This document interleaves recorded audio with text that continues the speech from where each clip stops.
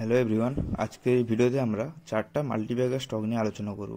যেই স্টকগুলো 30%-এর কাছাকাছি কারেকশন দেখিয়েছে, তো এখন একটা ভালো জোনে আছে। তো ওই জোনে আপনারা যদি একটু ফোকাস করেন, মানে বাইং, তাহলে আফটার ইলেকশনে একটা ভালো পার্সেন্টেজের প্রফিট দেখতে পাবেন।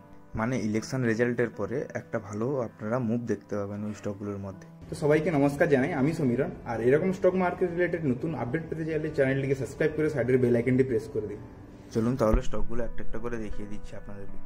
আমাদের লিস্টে প্রথম স্টকটা হলো যে IRFC, Indian railway finance corp. দেখুন, আইআরএফসি অনেকটি কারেকশান হয়েছে। আমরা এখানে প্রথমে মেজার স্কেলে দেখে নেব যে কতটা কারেকশান হয়েছে।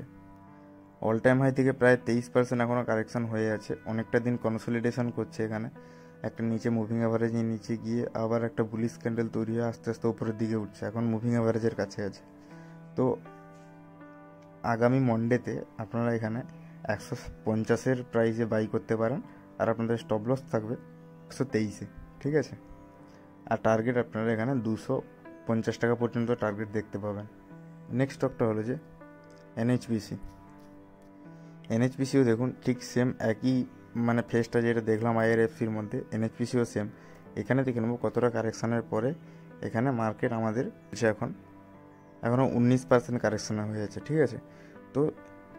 তো মন্ডেতে এখানে আমাদের নেক্সট এন্ট্রি হবে, বলে দিচ্ছি আমি, এখানে 95 টাকাতে নেক্সট এন্ট্রি হবে, ঠিক আছে। 95 টাকাতে এন্ট্রি রাখবেন আর স্টপ লস রাখবেন 90 টাকাতে। টার্গেট এখানে আপনারা অল টাইম হাই দেখতে পারেন বা 120 টাকা পর্যন্ত দেখতে পারেন। তৃতীয় স্টকটা হলো যে আরবিএনএল, ঠিক আছে। তো এই স্টকটা দেখুন, এই স্টকটা সেম, আমি 3টে স্টক দেখালাম, 3টে স্টক কিন্তু একই নেচারের মধ্যে ঘোরাফেরা করছে। অল টাইম হাই থেকে প্রায় অনেকটাই বড় বড় কারেকশান দেখাচ্ছে। এটাতে 25%-এর কাছাকাছি কারেকশান এখন আছে।